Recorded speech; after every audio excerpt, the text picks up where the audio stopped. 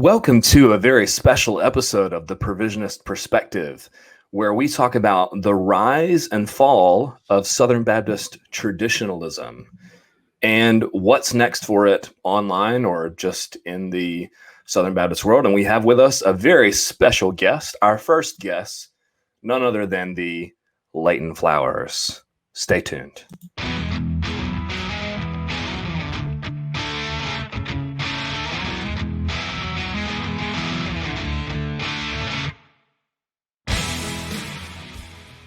Welcome back to the Provisionist Perspective. You can see Brother Leighton's over there jamming out to our theme music. I like y'all's theme song. I need to get a cool theme song like that for my podcast. Yeah. Well, you have your you have your 3D. Yeah. We need one of those too. We need like this and our like heads like smashing together and like a ripple or something. Maybe we can work on that. That'll be something we can work towards.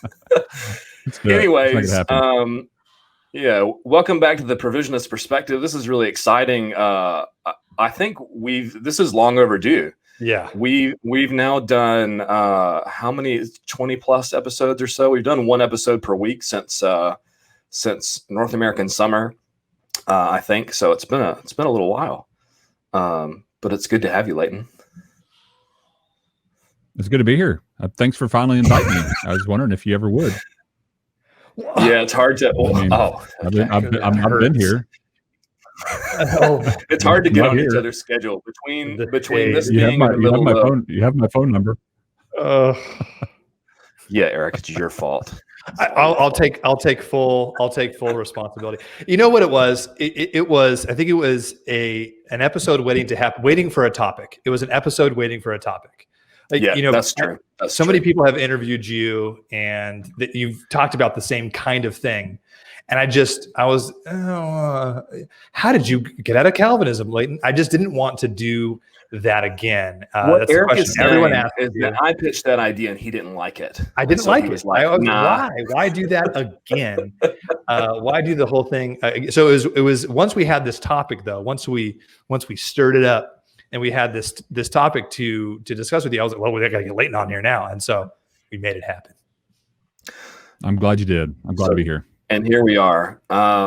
So for those that by some weird circumstance are tuning in and don't know who you are, to us, tell us about yourself and a little bit about your online ministry and what it is that you do. Sure. I am the director of evangelism and apologetics for Texas Baptist. That's my real job. That's what I spend most of my time on. I'm a husband of a beautiful woman named Laura Flowers, who is my wife. I've got three or four kids. I can't remember. I lose count after a while. One left home, so he doesn't count anymore. 2 kids left at home and 2 that I've graduated. So four wonderful kids.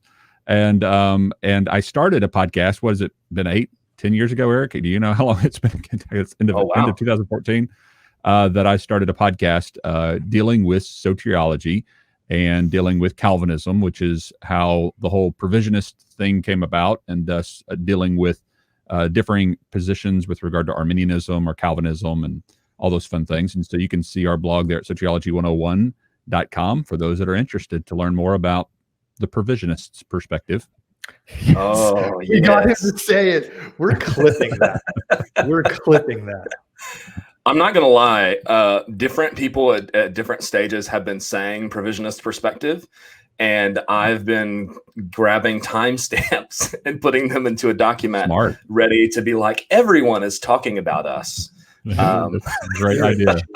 You're a genius. Brilliance. I'm just wondering if you are going to change the logo for this episode to include my silhouette in the 3 there, because that would be really awesome. Wait until you see the thumbnail art. I've got some. Okay. I've got some stuff. I've got some stuff going. Ironically, and this is how it works, right? You spend lots of time on thumbnails, and the one that you spent the least amount of time on is the best one.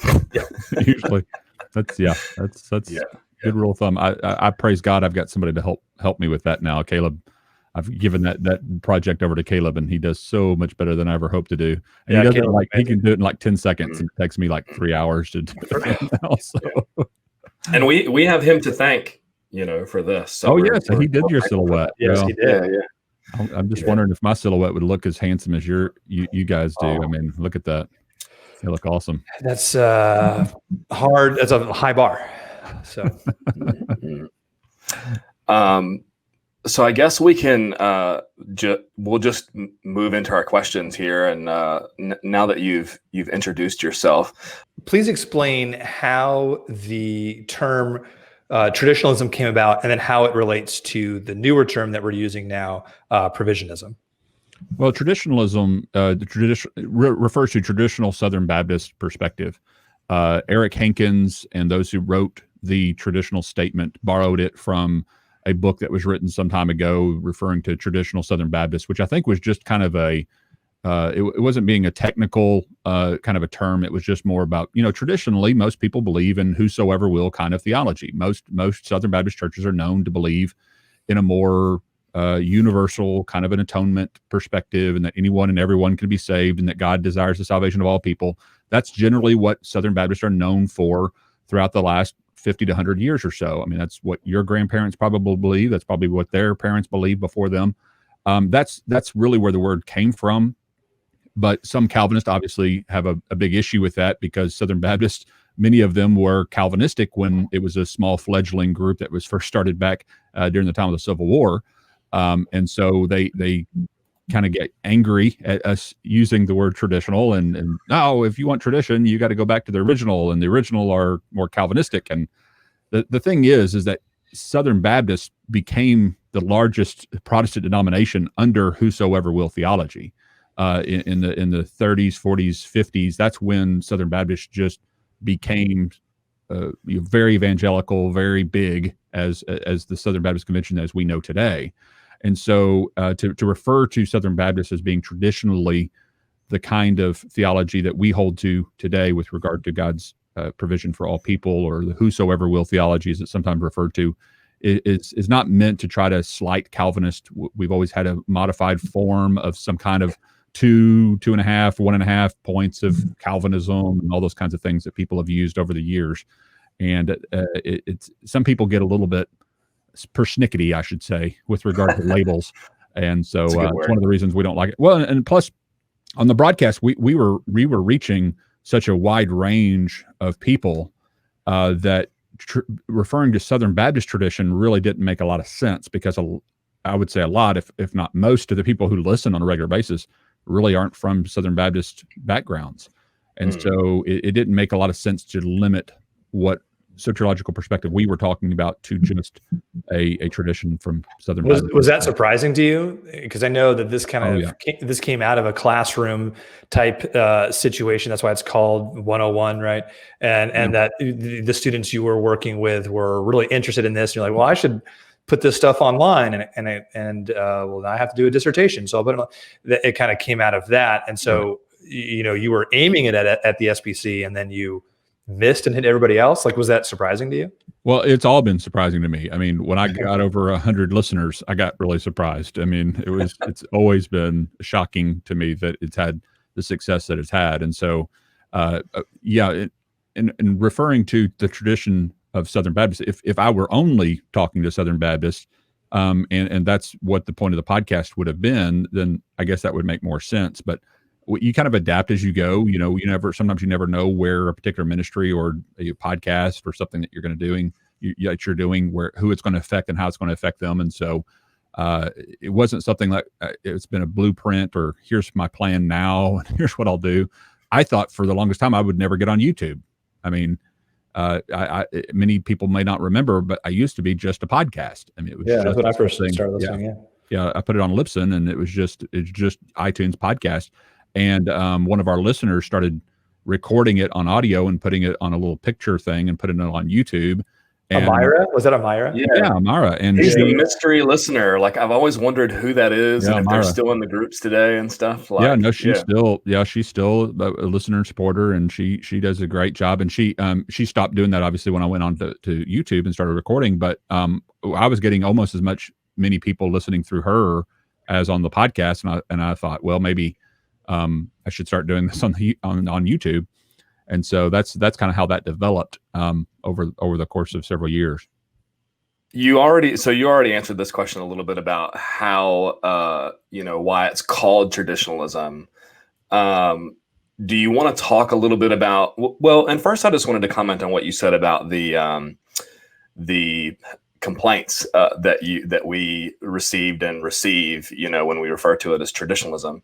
Arguably, if an organization experiences its largest amount of growth underneath a particular practice and soteriological system, then I don't understand why it's so controversial or difficult to think of it as traditionalism.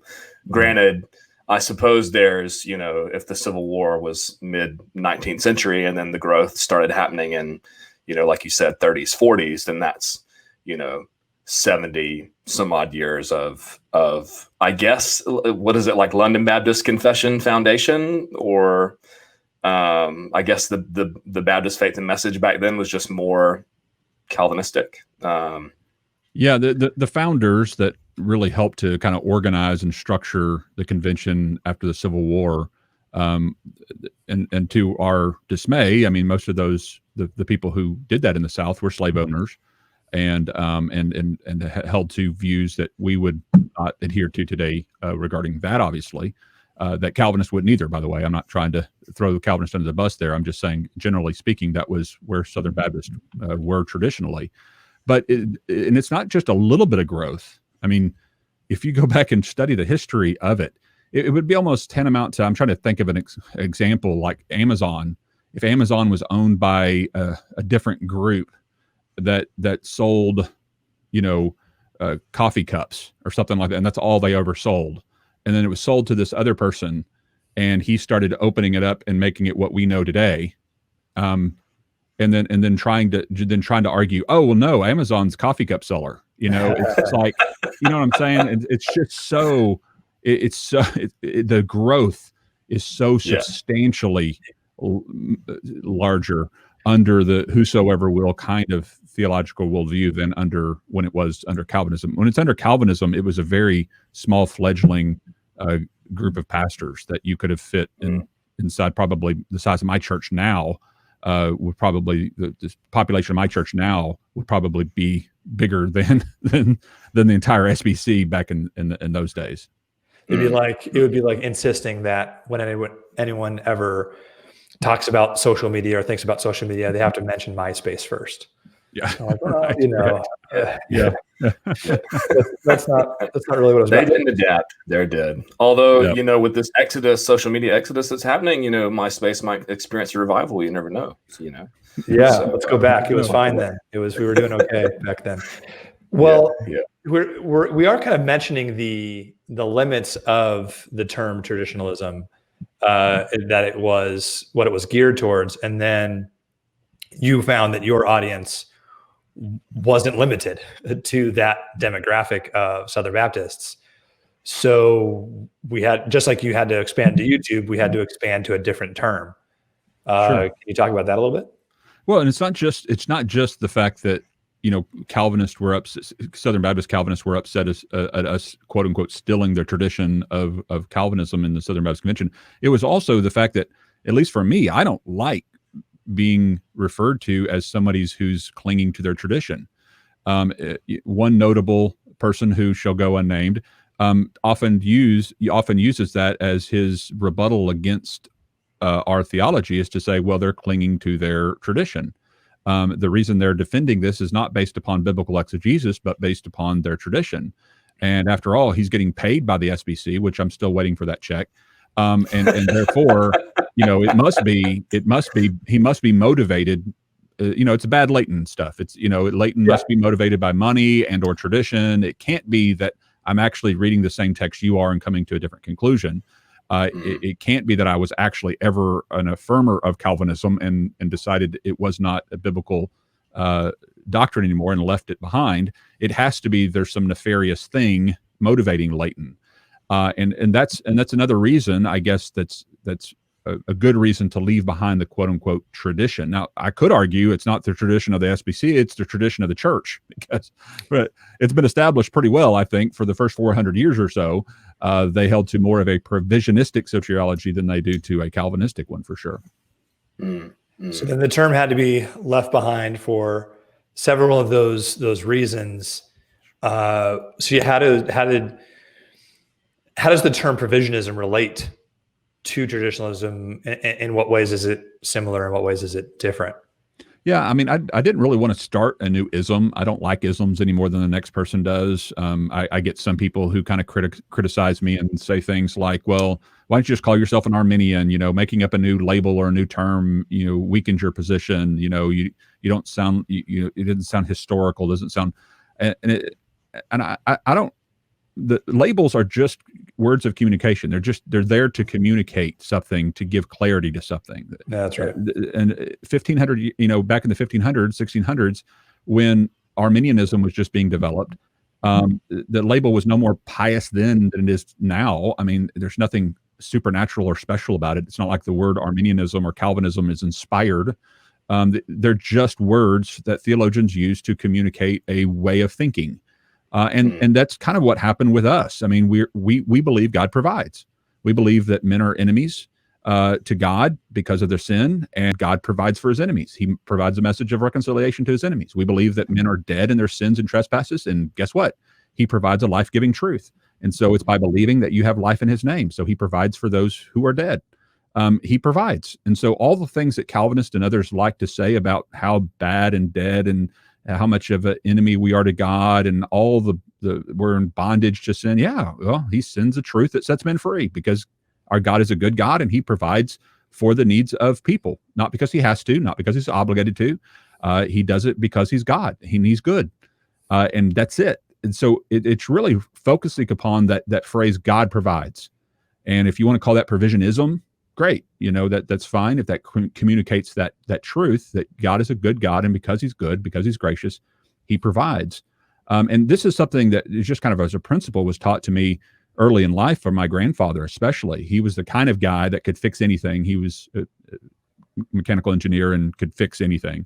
And all the time when we were going somewhere, we'd go to the restaurant, going fishing, wherever, he was stopping and helping somebody fix their car on the side of the road, or fix their boat if they wasn't working, or whatever else. He just stopped and helped people, and he always provided. And I asked my grandpa one time, why are you always stopping and helping people? And he says, well, it gives them an opportunity to thank me.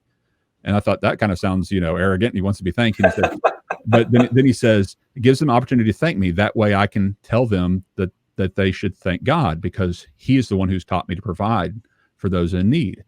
And so he's the one who's taught me to be good and to help others. And so if they thank me, then I'm able to turn that praise to God, and it's a witnessing opportunity. And he says, I like helping people. And whenever he passed on, and a lot of people would come up to me during the funeral and would talk about how much they loved Rusty Bucket. It was his nickname. They loved my grandfather, Rusty. And they didn't just say it because it was a platitude. In other words, they didn't just say it because they had to say it because it's a funeral. You know what I mean? Whenever right. you don't know the person and you're talking to their family. Like condolences. Condolences. We really they didn't even know who they were, but we're really going to miss her, that kind of thing. It wasn't like that with my grandfather. It was people going out of their way to come to me and tell me about something he did for them. Like he gave me his engine. He didn't even charge me for it. He put it in my car, and all these stories of how my grandfather helped people. And so what they were doing is they were saying, your grandfather was a good man, and here's why. He's recognizably a good man, and here's reasons why he's a good man. And the same thing I think should be true of God. I don't think we should just say, well, God's good because we're supposed to say it, and if we don't, he might smite us. I think we should be able to say God is good, and here's why we believe he's good. He's recognizably good. Let me tell you about some of the good things he does. He provides for people who are in need, even though he doesn't have to. He's a recognizably good God. And so this is one of the reasons that we've really tried to, I've really tried to focus on the word provide and the word provision, because God is a provider for those who don't deserve it. And that's what makes him so abundantly good. Amen. And one of my favorite quotes that I first heard through your broadcast was from Austin Fisher, and he made the claim that Calvinists are, I forget exactly how it goes, but Calvinists are concerned with making sure that man takes no credit for salvation whatsoever, and preserving, God's, glory in that regard. Whereas the Arminians or Provisionists of the free will theist variety just want to have a recognizably good God. Yep. Yeah, I've used that quote several times because that really does kind of sum up the it seems like to me the motivation of our differences. It seems like Calvinists are so concerned with nobody getting credit for the other side of reconciliation, which is interesting. Reconciliation is the bringing together of two parties. And it seems to me that reconciliation entails two parties in congruently talking to each other or having some kind of relational impact on each other. And it just seems to me that Calvinists have good motives in that they're trying to give God all the credit for salvation. But in so doing, I think their logic of the claims of their system actually gives God all the blame for all the bad that ends up happening as well, including people's rejection of the gospel. Because the only reason anybody rejects the gospel, if Calvinism is true, is because God rejected them first, because God didn't really love them, because Jesus didn't really die for them. And so they're trying to give God all the credit for the things that we do positively in response to the gospel. But in so doing, they ultimately give God all the blame for everybody who has a negative response to the gospel. And that's just not a tenable way of thinking of how human responsibility works in the scripture. Mm-hmm. Okay, so we've talked a little bit about the history of the term and why we're now using provisionism. It's the name of this podcast, and why we're using that. But let's back up a little bit to the organization that was around the term traditionalism. The theology of traditionalism is pretty alive and well, and in the term provisionism, and kind of in what we're both doing and what we're talking about, and it's kind of alive and well. But the organization surrounding traditionalism seems to be rather dead, and the main organization there was, and correct me if I'm wrong, but it was the Connect 316 conference. What was that? How did it come about? And then how did it go away? What happened there? I don't know all the specifics on how exactly it started because I wasn't a part of that at the time. In fact, I kind of stumbled across Connect 316. I think it was through reading an article by Braxton Hunter, actually, because Braxton was one that was a part of that group, and he had written some articles in defense of a provisionistic or traditional Southern Baptist theology, and he debated on the subject. And so he was kind of an introduction to some of the Connect 316 folks, and Eric Hankins and Rick Patrick and a lot of that group that was a part of the Connect 316. He was kind of that intro to that. And once I found them, I thought, oh, well, this is great. I've kind of found a home, so to speak. There's other people who have somewhat of a like mind with regard to soteriology on these issues that are a part of my own convention. And so I immediately jumped on board and tried to help as I could and begin to be involved with the Connect 316 conferences and those kinds of things that were going on. And I'm not sure how it was originally started or what got it going, but I know they had several conferences back before I was ever even involved. Adam Harwood and David Allen and a lot of those guys, Malcolm Yarnell and others, and a lot of presidents of seminaries. The president of New Orleans Baptist was there, and the president of Southwestern was there, and so some big names too were a part of the Connect 316 conferences that they would have in conjunction with the annual meetings, the Southern Baptist Conference. And so I just kind of tagged into some of those things that were already happening. Hmm.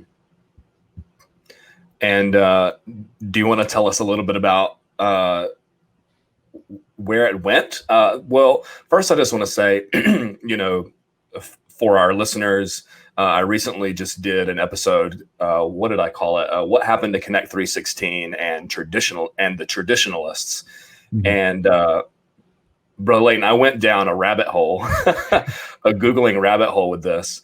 and I typed Connect 316 in Google, and one of the first things that popped up was your article on 101 about it. And it was back from 2017, and I read it in this broadcast. But as I was encountering it there in my Googling, I read it and I felt what you felt, like as far as like really connecting to the traditionalists, and wow, like there's somebody that, you know, represents what I believe here and stuff. Right. Because I come from the Southern Baptist tradition as well.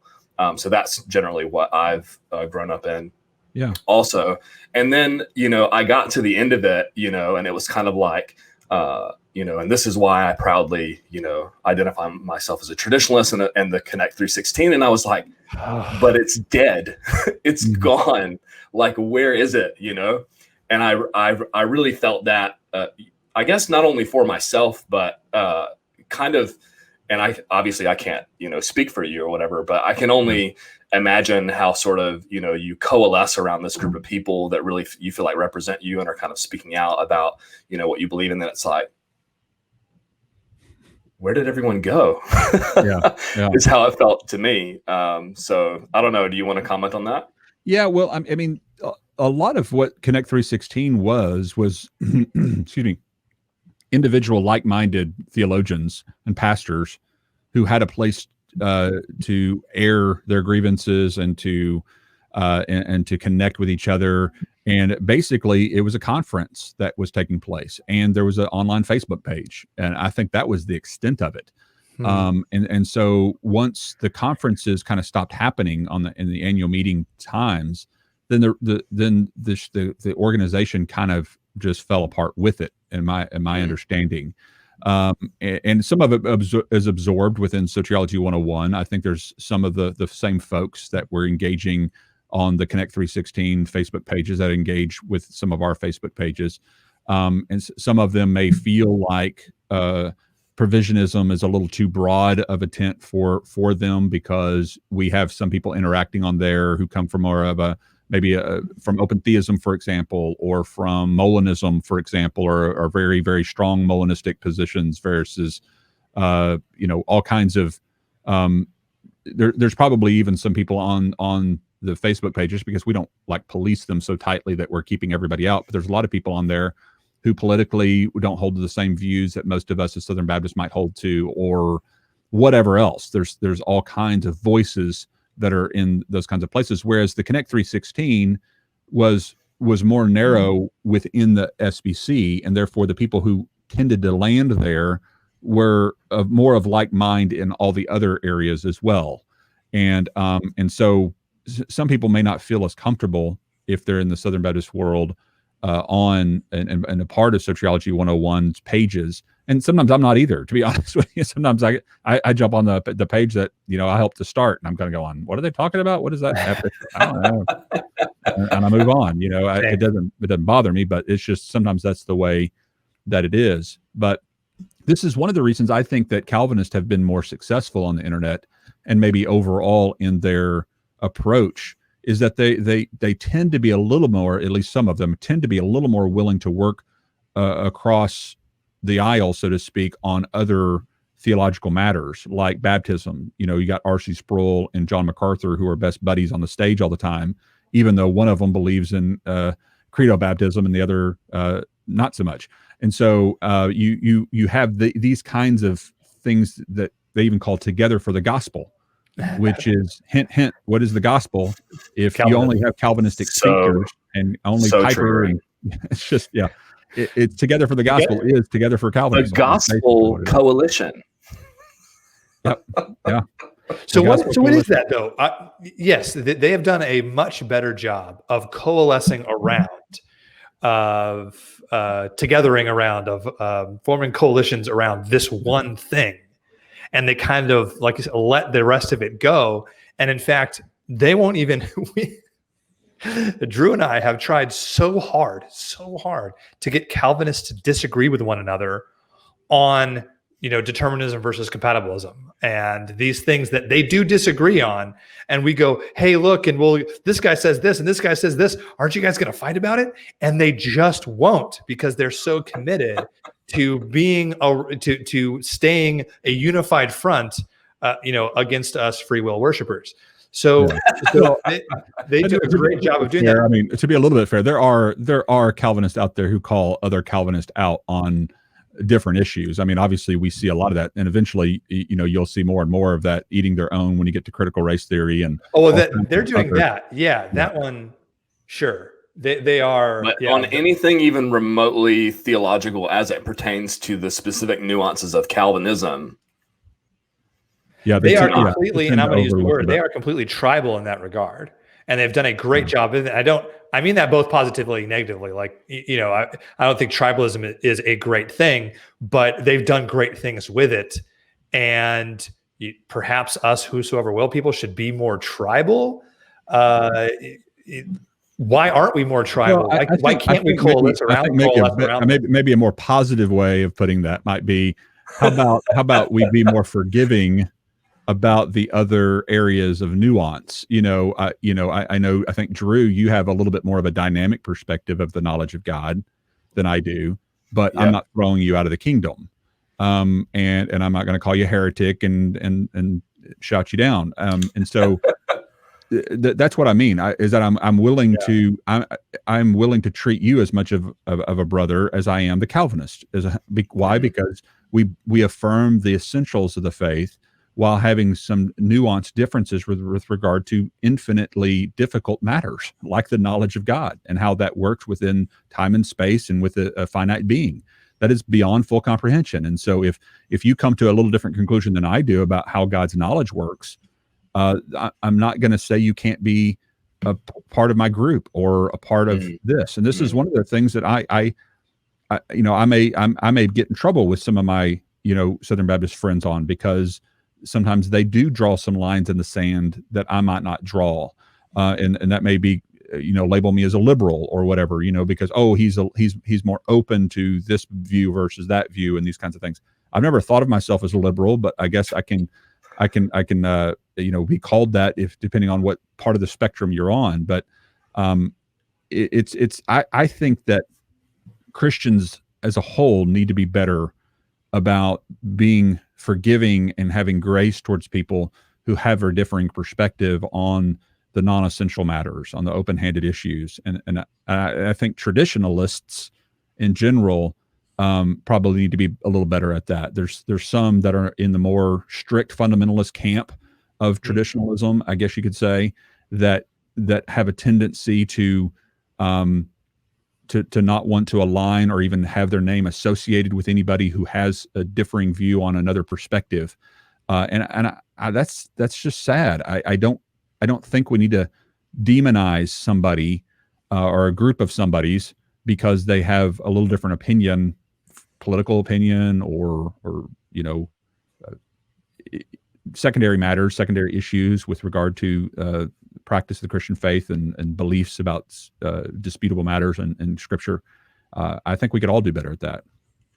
So I think what we're saying is that traditionalists, whosoever will, theology type people are right now kind of stuck in and tend to get stuck on these secondary matters, so that what ends up happening is that we're not presenting a united front for whosoever will theology. We have our own little separate camps and we do our own little separate things, but because of that, there isn't a gospel coalition size theological resource online for whosoever will theology. Is that right? I agree. I think that's a good summation of it. I think there's another element here, and this kind of just dawned on me. I knew we were kind of doing this topic, and I thought through some of the things I wanted to talk about, but this actually just came to my mind, and so it may be one of those things we have to clip out afterwards if it comes out wrong. But you guys know that I've referred to Calvinists. Yeah, I've referred to Calvinists historically. Sometimes they can come across as theological bullies. Not all of them, okay, but the tendency is, and even John Piper mentions that because of the intellectual rigor of the system, it tends to draw in those who are a little bit more intellectualistic and rough around the edges, and they can be a little bit mean. Matter of fact, I think the name of the podcast was "Why Are Calvinists So Mean?" And it talked about how that systematic itself, that determinism, draws in those kinds of people that tend to be a little bit more that personality type. And I think even Calvinists who are fair would recognize that's probably true about the systematic itself. It just has that tendency to draw in those types. And because the bully mentality of some of the worst, the cream of the crop types, and this is not, I wouldn't say John Piper, for example, is a bully. I think he's a very humble man, is a very likable guy. But there are other names out there who do tend to bully those who disagree with them, tend to talk down very poorly about those who, aren't Calvinists. And what is the reaction that people have with the bully on the playground? And if you begin to think about how people naturally respond to bullies, there's differing ways to respond to bullies. There's the kid who stands up and says, "I'll go toe to toe with you. I'm fine with that. I'll take you." And a lot of times either the bully will back down or there's a fight on the playground. But that's a very rare breed of person. Most of the people hide, or they coalesce, or they just say what needs to be said to keep the bully away from them, right? And there's a tendency right now within Calvinism. Calvinism has the money strings. It has the power. The systematic itself is controlled by people who have the power, and you put that in line with the same thing with the bullying techniques of some of the Calvinists on the fringes. And then what the natural response is that people are going to go, "I'm going to recoil in my corner over here, and I'm just not going to say anything to anybody about this because I don't want to deal with the bullies on the playground. Price is too high."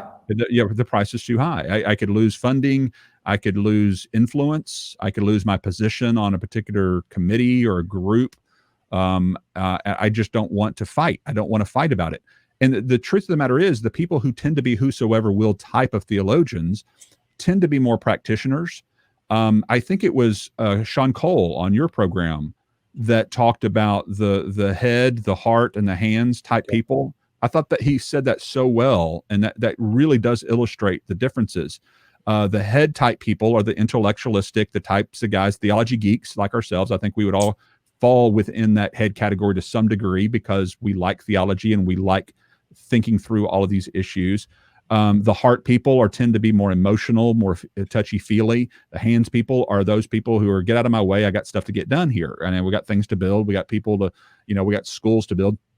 John Wesley, as much as we talk about him, in theological worlds, he was a hands guy. That's one of the reasons that he had so much influence with with Methodism and Methodist churches, because he was, unlike his brother and others that ended up, disagreeing with him on other things. He was a hands guy. I mean, he was a guy getting things done and building organizations and structures and things like that, which had a lot of influence long past his years. My point is that when you've got a lot of heart people and a lot of hand people who believe basically what we believe with regard to whosoever will theology, which is the large majority of the people that are in our camp are hands and heart people. Most normal Christians. Yeah, exactly. Most of them are not head people, primarily head people, and therefore they don't want to get into the head arguments, and they don't want to get into those things because they see the heart and the hands work that's being done as much more important. And they probably have a point. On some areas, it is more important. It's not the only thing of importance. One of the reasons I think we can walk and chew gum at the same time, as y'all have heard me say, because I think you can do the work of the hands and the heart and the head. And I think everybody's called as a body to different parts of that work. And so we all need to be involved in that, and none of it needs to be neglected. But right now, Calvinists outnumber the head people, and the number of head people who are out there able to bring a strong theological and philosophical defense of provisionism are very limited in my estimation. Go ahead, Eric. What are you gonna? Well, Drew, you stirred the pot a little bit. Do you want to give like a brief summary of what you did, and then I'll ask a question, kind of basic, tagging off of what Dr. Flowers just said, based on the response we got. So, what did you do? Sure. I took, for those of you that haven't seen it, go back and watch that episode if you want to take my full treatment. I was geared up for a rant, and I was like, Eric, I just got to get this out of my system, and I'm going to record and I'm going to rant because I can't wait for you to get on. It's just got to happen right now. It's boiling. And so I got on, and it wasn't even remotely like, I guess I just felt like I needed to be like a little bit more anyways, so go watch that episode, what happened to Connect 316 and the Traditionalists. Basically, there was this post on Facebook that was like, what happened to Connect 316 and the Traditionalists and the guys that were behind this. And I asked him, can I screenshot this and post this on Twitter and tag some people and kind of see what happens, to see if we get any response. And so I tagged lots of the guys that were in the Traditionalist movement that are on Twitter, and I won't name them or whatever. And but some people came back with like, oh yeah, we've got some stuff coming out, and so on. But that was kind of what I did, and I got a few comments on there, and I guess it was a little bit. I'll just say this, and you guys can do with it what you want. I'm just putting this out here. This does not represent Leighton Flowers or Soteriology 101's position. I feel like I was disappointed at it's fine, don't worry about it kind of reaction that I got. That was my impression. It's fine, couched in a, you don't know what you're talking about. Like, you don't know what's at stake here. And so I wonder if it's a situation, this is kind of my question, what a situation where these guys have to operate in places where the Calvinists control the organizational structure and the purse strings of where they're doing ministry and where they're doing it. And so they found their little niches, or they're going to publish works and they're going to write in journals and they're going to do that kind of stuff. But joining the online fight, I guess, joining the online soteriological controversies is just too risky. Is that kind of your impression too of that? And before Brother Leighton responds, it's like it's not being willing to put your flag down and then speak out about it. And I just want to say this. I said this in my past broadcast that I referenced there. If the shoe fits, wear it. If it doesn't, then don't. So this isn't everyone that we tagged in that post. There were some responses that were like, yes, we're coming out with some stuff and so on. So I just want to preface it with that, Yeah, but, I think, for example, David Allen, who I went to overseas with to Malaysia, and he's written several books on the topic of the atonement most recently, and is organizing with Steve Lemke the release of another book on whosoever will theology that I've contributed to, and so they're using their influence in a way that they're good at, and that's publishing really good materials and getting it out there for people, and that's one way of doing that. And I'm thrilled for the professors and those who have that kind of influence in the academic world, like David Allen and Adam Harwood and others. And this is definitely not a slight against any of those brothers. I think they're the exception to the rule as far as putting out work and things that are out there. I think what seems to be missing is kind of what we were referring to on the playground issue, is just the people willing to stand up in the pews, willing to talk about it as openly and as dogmatically as we see Calvinists doing on a weekly basis, willing to be a part of and help organize organizations and groups that are coalescing around the provision of God for all people. Calvinists will create and fund organizations centered around the unique soteriological bent that they hold to, but the people on our side really don't do that. I mean, they don't, and maybe it's because most of them don't see it as as big of an issue or as big of a theological point as do the Calvinists. The Calvinists see it as the gospel, as we've already mentioned with regard to the Gospel Coalition and then Together for the Gospel. I mean, they see TULIP as a center to what the gospel is, and we tend to not see it that way. We tend to see it from a different perspective. And that's, I think, why you see kind of the imbalance of the way in which these things are treated. Because if you have one group of people who see this as centered to the very gospel itself, and absolutely a driving force, and you see another group that sees it kind of like how many angels can dance on the head of the pin, and just esoteric kind of, guessing philosophically about how God works here and there, then these people over here are going to go, talk about it a little bit, but we're not going to get in a fight about it. And I'm certainly not going to risk losing my funding or my tenure here at this, this position, this church or whatever over this issue. And they aren't going to have the drive to help make it happen. So that could be a part of the reason why we're not seeing quite as much from the swath of people. Because I do believe there is a swath of people who believe more like we do, especially in the Southern Baptist Convention. I think the average pew goer, and I think even Calvinists would probably acknowledge this, at least ones that are objective. Most pew goers are not going to affirm the claims of Calvinism. Most people who are giving to the convention, ironically, and are funding the education of the next generation of pastors would actually disagree with the education they're getting. That's right.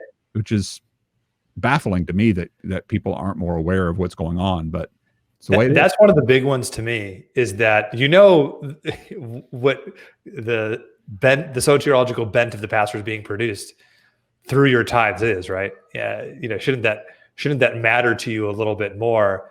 And then the other one is the big deal to me is, there's this willingness to be so magnanimous about soteriology and about Calvinism that by and large, not all, but by and large, the Calvinists don't share. That the stated mission, the traditional statement wasn't like, hey, the only Southern Baptists that can exist are whosoever will Southern Baptists. Like, that was not the mission of the traditional statement. That is not the mission of the Baptist faith and message.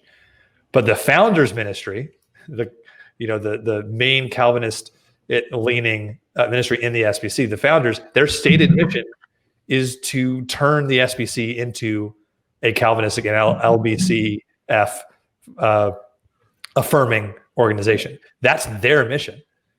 And I don't understand. This is Eric and I ranting, okay? And I don't understand why more people aren't okay with that.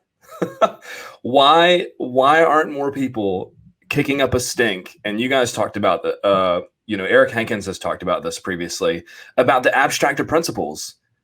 Get rid of it. Like, it's a specific, Calvinistic document that certain seminaries and stuff have to adhere to. Okay. Anyways, I just carry on, Eric. No, yeah, but why isn't that? I think that, to me, that's take a look around and see the way things really are, and does that matter to you? And I don't understand how that. And I'll say this: in my previous broadcast, I just got online and then did it live. And when I did it live, it was a completely different thumbnail and a completely different title. And it was basically, you need to start taking your theology more seriously was the title of it. Because I think, Brother Leighton, what you said about the people in the pews, I think, again, if the shoe fits, wear it. If it doesn't, then don't.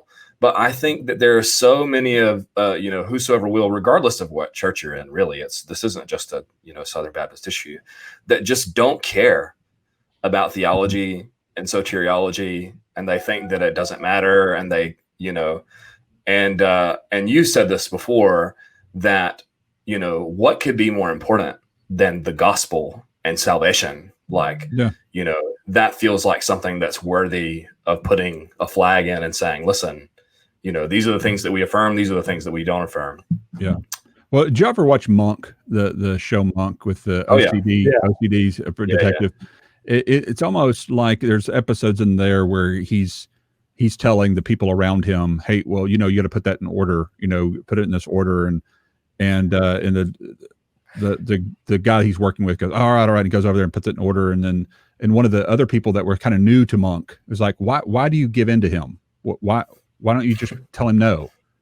And he I think one of his responses is, well, sometimes it's just easier to give in to the crazy, it's just give it. It's not worth the battle, because I would be going on for the next 2 weeks with him if I say no to him. And if I try to stand up to him, it'll be a 2-week battle versus it'll take me 30 seconds to just reorder those things. And it's just easier to give in. Well, I think there's some of that when it comes to these kinds of issues. When you've got somebody who believes like a Calvinist does, this is key to the theology. This is key to doctrine. And then you got somebody over here who doesn't really agree with them. But you know what? It's not that big of a deal. I haven't really thought about the implications of what it means or what it will lead to.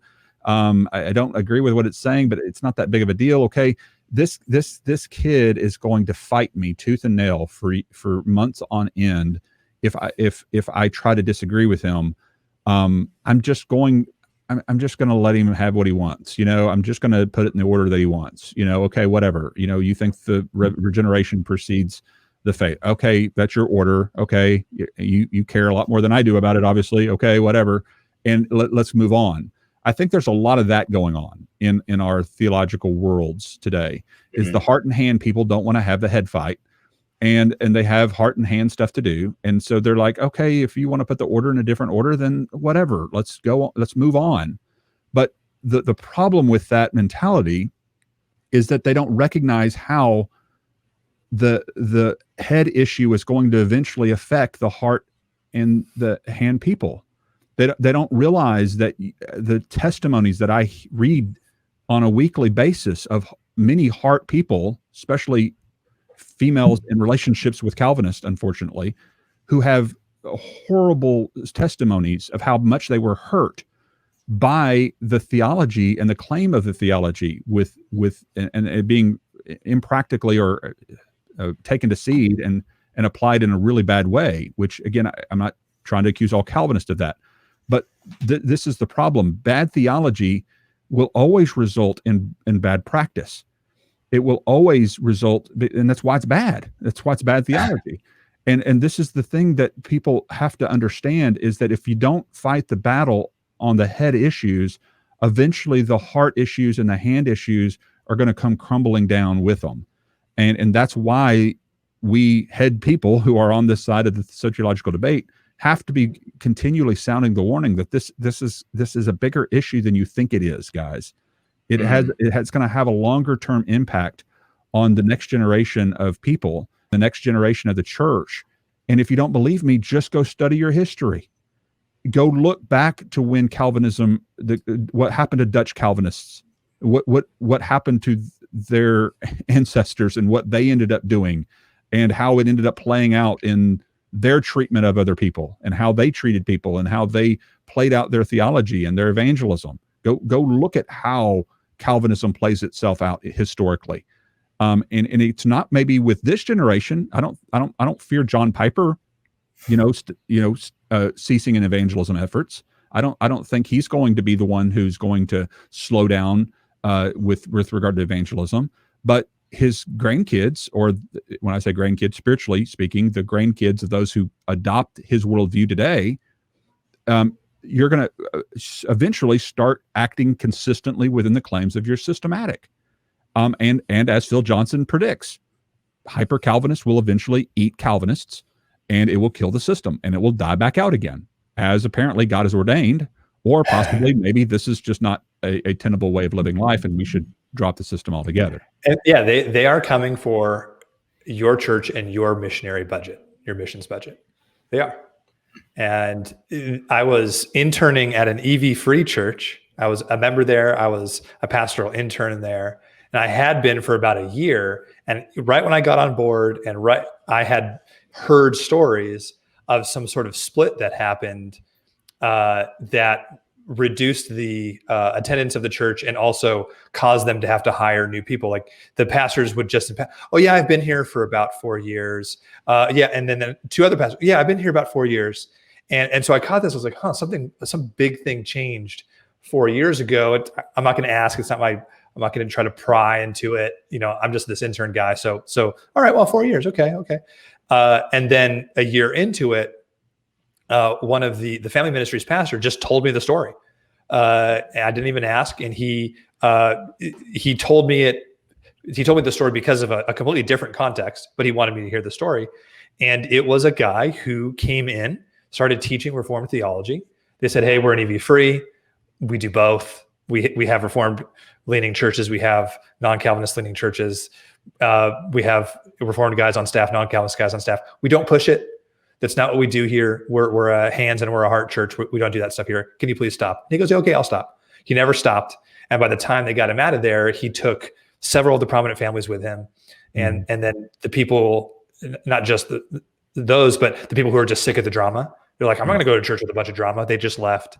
Yeah. And half the elder board and the men's team went away. And me and another pastor resurrected the men's team from that, which it had been dead for about 3 years. And we've resurrected the men's ministry. So it happened in this EV free church. Yep. And it's coming to a church near you. So. Well, and the split is happening regardless of what side you think is right. For those who are Calvinists, you can't argue with the facts of the matter. The facts of the matter are that churches are splitting over these doctrines, and typically the way that's happening is a teacher or preacher, pastor, minister who believes in Reformed theology comes into a church that traditionally doesn't hold to that, and they start teaching it and start preaching it, and it starts to grow in popularity among those who are being taught that doctrine, because people are woefully uneducated on the topic and don't know the other side of the issue, and the churches are splitting, and that's causing all kinds of angst, as you can imagine, and that affects how the hand of the church works, because now it's focused inward. And what better tool of Satan to get us to focus inward instead of people around us than fighting about the doctrine of predestination and election and all that goes along with it. And he's doing that, I think, through causing us to focus upon disputes and disputable matters that need to be handled, but at the same time wouldn't be a problem if it was up front. I think if a church was really up front and the individual minister was up front, this is what I believe theologically. And matter of fact, there have been several prominent Calvinists in the SBC come out and say this to other Calvinists. Guys, if you go to a church and you're a Calvinist, tell them. And you shouldn't have to say that to people, but apparently you do. If you're just upfront about where you stand, you're not going to cause a split in the church later down the road. And that's unfortunately what's happening all too often. Yeah, we have lots of questions that come to us about, hey, I'm a part of a search committee. What questions should I ask? Yeah. Yep. Yeah. And it's this, Ronnie Rogers calls it in his book, and he says non-pejoratively, it's called double talk. So when they come into these interviews, they will say certain things about what they believe, but then what they mean is another thing. And one thing, I've been talking to a brother of mine recently about this, and when you get as deep as we are into this, you learn the language. And so you can pick up on what pastors and preachers are saying about what they believe, even though they're not really being super upfront and saying it.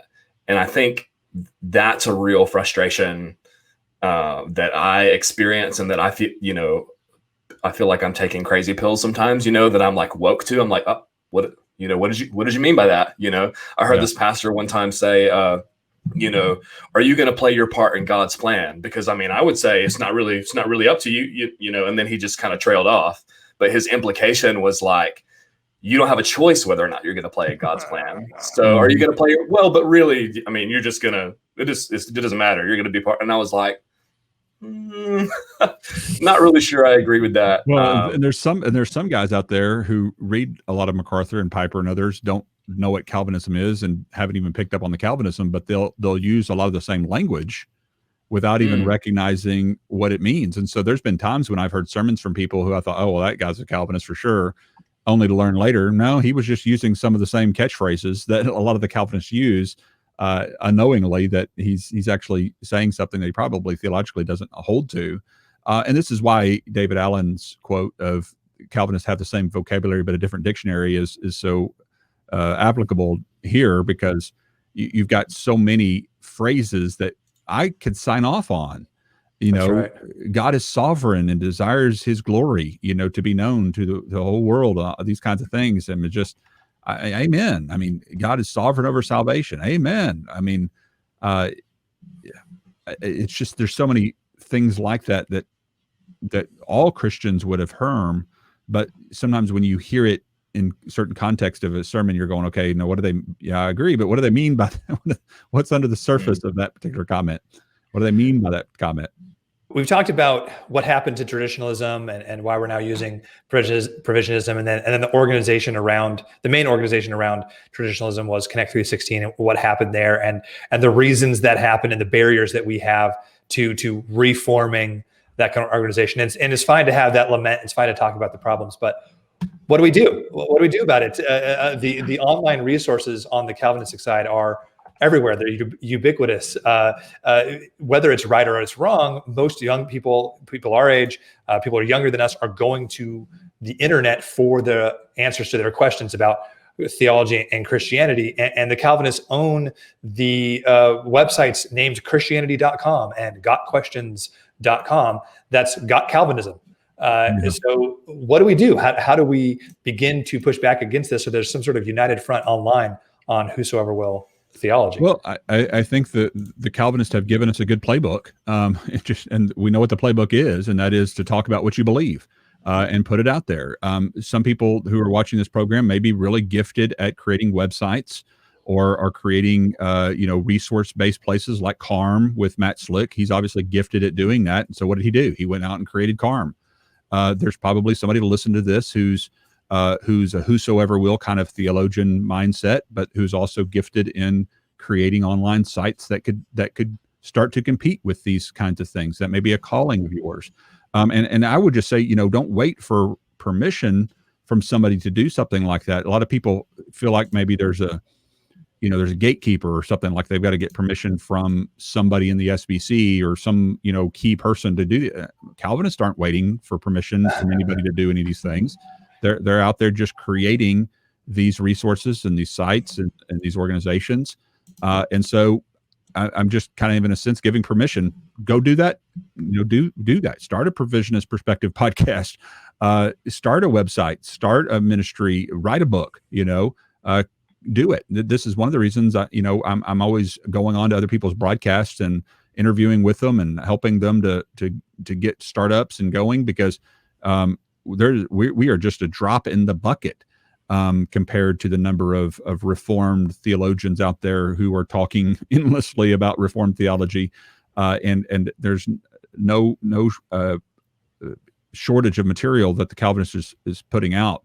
And so we need more people like Adam Harwood, who is saying, we need a systematic theology that represents our perspective really well, and that is a good systematic theology. So he's writing one, and it's going to be published soon, and I'm really looking forward to that coming out. And so if you've got a particular gift or skill set, and you can contribute to making that happen, then use that gift and that skill set to help make that happen, whether it's through financial donations, through spreading the word, through liking and sharing broadcasts. That's what people do for Piper. I mean, John Piper was no name in the mid-90s. He was just a pastor of a church that nobody had ever heard of. And it wasn't until Louis Giglio heard him preach and really liked him and had him come to one of the Passion conferences, and then all of a sudden he's a household name in the Christian church. So if you ask what's next is doing what God's called you to do, and being willing to stand up to the bully, so to speak, on the playground, not acquiescing, not backing down, not being quiet because you fear retribution. And this is one of my pet peeves in this whole thing, is that I feel like, and I'll throw Ron Wagner's name out there. Ron Wagner holds to more of a dynamic perspective, more of an open theist kind of perspective. And I've had him on the program several times. And I read a chat on a page that this guy probably didn't know that I would be seeing. And I'm not going to mention his name, but he's more provisionist. He holds more of a provisionist traditionalist perspective. But he was saying something about my associating with open theists and how I am now kind of untouchable in that sense, or it came across that way. It came across as now he's not qualified, or he's disqualified to be in the SBC, leading in the SBC in this area, or whatever else. If that's what disqualifies me from being a voice in the SBC, then I don't want to be a part of the SBC anymore. And that kind of a statement may be provocative, but it's just true, because if the SBC is represented by people who aren't willing to deal with other Christians who disagree over difficult theological matters, I mean, good night. That's what made the SBC in the first place, is that we were willing to go across not only to brothers and sisters who disagree with us about philosophical issues as deep as the knowledge of God, but to the lost world, for goodness sake. Yeah. And to people who are pagans, who denounce the knowledge of God altogether, we're willing to step into the world with people who disagree with us and to have conversations with them and to learn from them and to hopefully teach them what we believe. And you can't do that if you're not willing to have open conversations. And so the bullying tactics and the kind of the ultra high legalistic tactics of some that say, well, because you're willing to associate with this or willing to associate with that, then you're now disqualified of being a part of my group, whatever group that is. Well, then I don't want to be a part of your group. That's not my goal here. My goal is to represent Christ, and that Christ is a Christ who died for the sins of all people. He shows grace to all people. And I'm going to show grace to my brothers and sisters in Christ who disagree with me on theological matters, whether they're Calvinist and open theist and Molinist, eternal now perspective, or whatever ism they come up with to describe their theology. I'm going to have discussions with them, even if I disagree with them, and I'm going to treat them with respect, because I think that's what Christ has taught us to do. And so if that disqualifies me from being a good representative for the SBC, then so be it. Yeah, while we're fighting about open theism, gotquestions.org is still the top Google search. If somebody types in, what is God's sovereignty? It's Got Questions. It's still at the top. So yep. we can sit there and split hairs about open theism, where we can disqualify, everyone from your circle. But the Calvinists sit back and on the internet, and they're totally fine with that. So. And I think the kind of infuriating and frustrating thing about all this, and you talked about this with regards to Provisionism and Arminianism, is there was an Arminian podcast that was leveling the he's a semi-Pelagian, all this different stuff at you, and it's like, do you realize how much closer we are soteriologically in our views in all of this than we are with the Reformed, the Calvinists? What do you what we're on this? I mean, obviously we're on the same Jesus team here, but there's a hair's breadth between you and I on these issues. And and I've seen some of the conversations you've been having, recently with the Arminians on this subject, and it feels like it's just semantics, and obviously they would probably push back on that and be like, well, no, you're, it's a difference between an instrumental. It's different between an instrumental means versus a supernatural hidden means. I mean, it's slicing things very, very thin. And really, when you think about it, it's the whole concept of, did God create us with this ability, and then we lost it, and then he gave it back to us again? Or the idea that he created us with this ability, and graciously he helps us to maintain that ability. I mean, that is the difference between the two groups with regard to the whole prevenient grace argument. It's a very, very minute difference. And what's so baffling is not that they disagree. I'm fine. You guys heard me talk with Dan Chappa and some of these other guys who disagree with me. I'm fine with them disagreeing with me. It's fine. We're going to challenge each other. But in that particular podcast, what was so disheartening about it is that for the first half of the program, they were talking about Calvinist brothers, and they were being so respectful to John Piper and MacArthur, and, well, we love our Calvinistic brothers, and it's just, they disagree with us about this, and that's okay, but we know, they're just as wholehearted, a whole hum, we got to love our brothers, and we disagree with this. And then the moderator brought up Leighton Flowers and Provisionism. Oh, well, that's semi-Pelagianism, and that's just not orthodox at all. And I just, that's just so bad that we have people. That's just like, okay, what? Okay, so you're going to treat the Calvinists with all this respect and we want to hear from them, and we want to listen to, we want to represent them rightly, and all these kinds of things. And then one mention of the boogeyman Leighton Flowers, and out comes the bigger boogeyman semi-Pelagianism, and heretic, he's not orthodox. Because what's orthodox? Yeah. What does that mean? Orthodox by whose standard? Is one theology more orthodox because it's more widely known than another theology, because it has an older name? If a name was created in the 1600s versus the 1700s, what if it's the 1800s? What if it's the 1900s? When does it start being orthodox? When the ism is created? It's just the absurdity of it. Yeah. I think it's the same thing that it goes back to not standing up to the bully, because they know that if they can say, no, that guy's the real semi-Pelagian, not me, which is what was baffling to me with your conversation with Roger Olson, was just how afraid of that label he is. He is just, he doesn't, terrified. You get anywhere near that label for Roger Olson, and which renders him, in my opinion, ineffective in the online space. So it's not standing up to the bully, of being called a name, and then it's not being willing to, I think, see the forest through the trees, that you're giving all this you're being so magnanimous, and they don't share that view of you. Yeah. Well, and I understand the desire to be orthodox. I understand the desire to remain in a mainstream position, and not to be creating new, things that you just discovered. Like, hey, I just discovered this whole brand new theology that nobody's ever talked about before. But none of us are doing that. Nothing that I teach with regard to provisionism hasn't been taught 1,000 times before by other theologians throughout church history, namely the first 400 years, by the way. The first 400 years denied total inability of the Christian church, even by Calvinist own estimation. I mean, this is from Bettner and Bavinck and others that I've read from, who say, well, the early church writers all they just seem to assume that people have the power and the ability to accept or reject the gospel. That was their conclusions based upon reading the first 400 years. Provisionism is nothing new. It's ancient. It's a lot older than Calvinism is. And that's what's baffling to me, is that people based upon the Council of Orange or whatever council they find to be most favorable to their particular brand of theology is going to be held up as, this is our standard and our stalwart.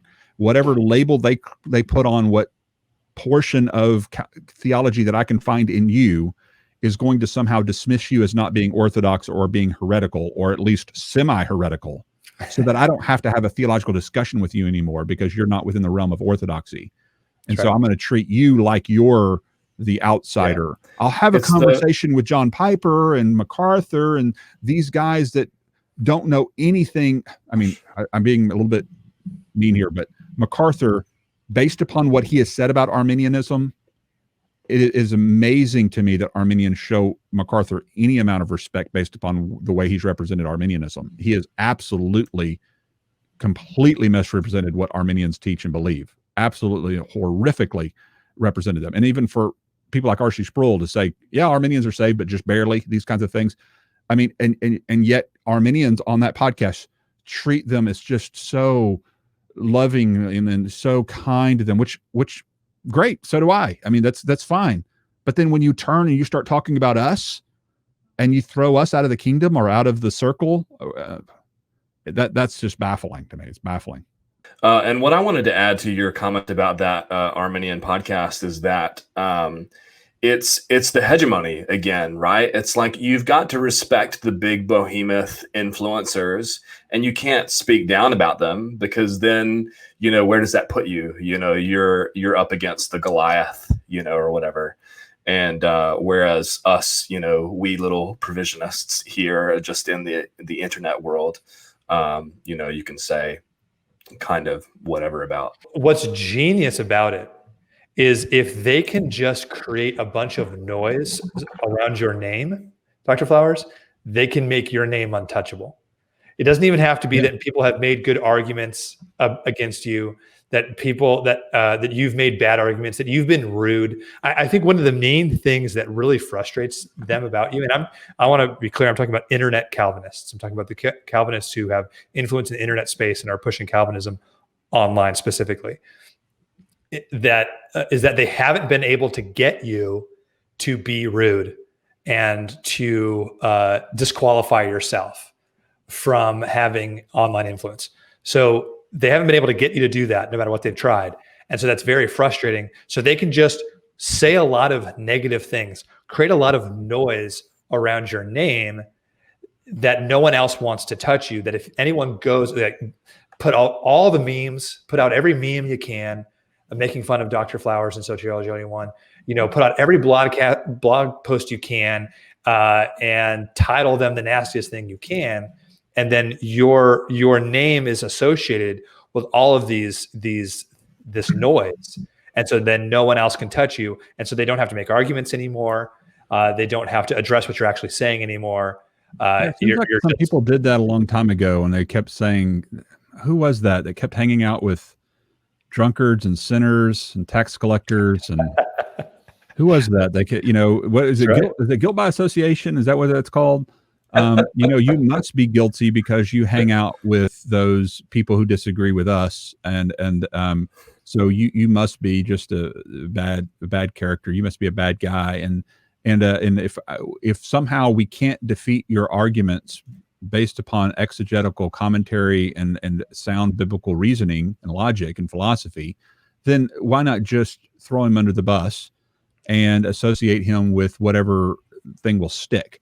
And people do this in politics all the time. Obviously, it's one of the reasons I think Trump has been able to kind of get away with all the things he gets away with, because it seems like no matter what they threw at him, nothing would ever stick. So he can get away with anything, it seemed like. But how many people do you know went down the political dumpster, so to speak, because of their opponents being able to capture one statement they made out of context, or one mistake they made here or there, or one view that they held to that was not as popular as everything else, and completely defeat them based upon just that one soundbite or that one thing. It happens all the time, and people want to do it unfortunately in the theological world too. That if I can somehow demean my opponent in some way, then I don't have to actually deal with his arguments. Yeah, I think that's one of the main things that prevents other people from joining us and lending their voices to this, is that the social price is too high, because if they're associated with the name, then they're gonna put you on a choice meats meme. Yeah, and nobody wants any piece of that. I think that's one of the main things that's happened here for sure. Yeah, and those kinds of things, when they put that out there, then I give a quick response of, okay, well, what about when Jeremiah talked about them being choice people? I meant basically the same point he was making with regard to them being choice. Why are they choice? Because they deserve it? Because they are great people and never made mistakes? No, because they believed in God. They fear the Lord. That's why they were referred to as choice. And so they were choice for a reason. And that's exactly the point I was making, which is no different than any Arminian or any Orthodox position that's non-Calvinistic that's been around since the beginning of time. But nevertheless, if I can just capture one little thing that he says that's funny or that can be taken out of context, and then I can blow it out of proportion and mockingly dismiss that person, that's one of the most unchristian things that anybody can do to another person, personally, in my view. I agree. And I think what we have to do if we're going to ask what's next is we have to get past that. We have to know that if we make content on this space, we're going to get called names and we're going to get memed. And if you get memed and you get called names, you've arrived. You're making good arguments. You're making an impact. I think the few times Drew and I got trolled and got memed, we were like, we've made it. Like that means that we're doing good stuff, and that means we're on the right track, and we're going to keep doing this same thing we're doing because they're memeing us now, and sweet, that's what we wanted. And you kind of have to just embrace the embrace the memes, embrace the names, and just and go forward and make this stuff, because it's the only way. It's the only way forward. And this goes back to what we were talking about earlier with why so many of the traditionalists within the SBC are not speaking up. This goes to that point as well, because and this is a frustration I've had in denominational work over the years as well, is that sometimes denominational workers, just like pastors, want so badly to be liked and want so badly for everyone to want to like them and not to be controversial. And we want to represent all of our Texas Baptist churches. We want to represent all of our Southern Baptist churches. We want to be a good representative to everyone. And so we're so politically careful with all of our words, so to speak, that we don't want to ruffle any feathers to the point where we become benign. And what do I mean by benign? I mean, what we say doesn't matter at all because we're being so careful with our words that we never really say anything. That's right. And that then we become obsolete, and there's no reason for people to tune into us. There's no reason for people to listen to us. The reason that people listen to the people they listen to online is usually because they're saying things that are very much detested by the people that disagree with them.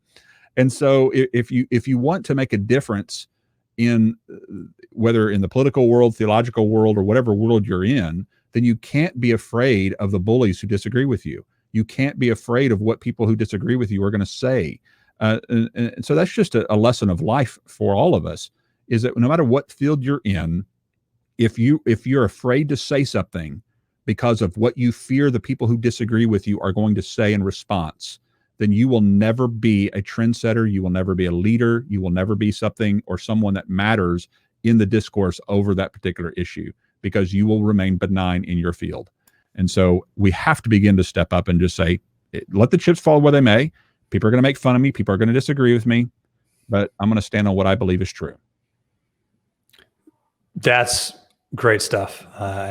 That's a great place to go forward from here, with a little bit of fire underneath our seats here, a little bit of encouragement as to what we can do, that this is possible, to start making a difference and start putting things out there. It's not going to be perfect. It's not going to be great right away. And there's going to be people talking against you, but we can do this.